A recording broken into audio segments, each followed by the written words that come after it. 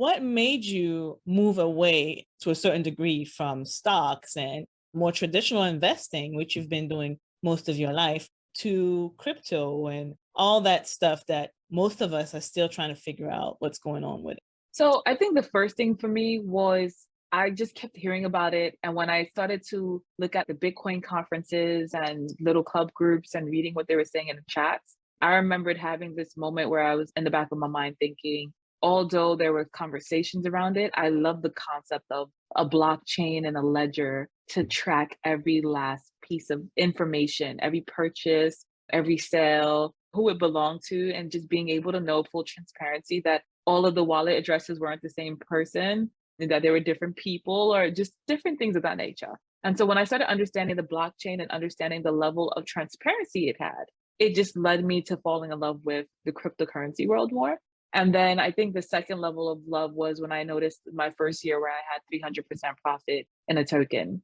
And I was like, oh my God, this is interesting. And with stocks, I remember with mutual funds and different tokens, you might get 4 to 20% in a year. You might do an options trade and you make a nice, beautiful profit. But I felt like the amount of work and energy that I had to put into day trading to do that was options trading, and just the amount of information and data and analytical work I had to do in the stocks world compared to in the crypto world, it was just two different phases. And I felt like one was level one of work where I still could go to sleep and have a life. And the other one was like, okay, you're on the rat wheel and you're always looking for the next one. And I just felt as if, to me, the DeFi, decentralized finance, just made all of the sense in the world. And I couldn't see a world where this wasn't going to fully work, because then I started hearing about countries like Philippines and that used Axie to play to earn, and just different countries that were utilizing different features like NFTs and different ways in this new world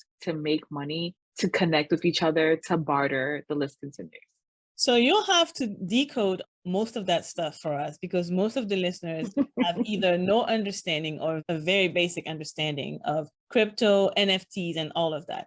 Before we get into it, though, it seems that prior to you moving towards crypto and away from traditional investing, you were actually an active investor and you were actually trading.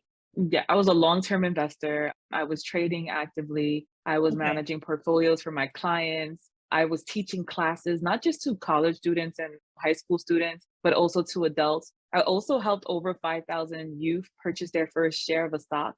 One of the successes we had was school in Brooklyn, where we were able to help the kids purchase a Snapchat at $5 per share. And then it went up to about $56 at one point, and students were really excited to see something that they purchased for $5 go up so much in value. But it wasn't, to me, I knew there were a lot of little idiosyncrasies and gaps that I felt like were blanks, that I just wish there was a better process, wish there was more transparency. I also wish that I knew for a fact that the hyperinflation of the US dollar wasn't affecting the market the way it was.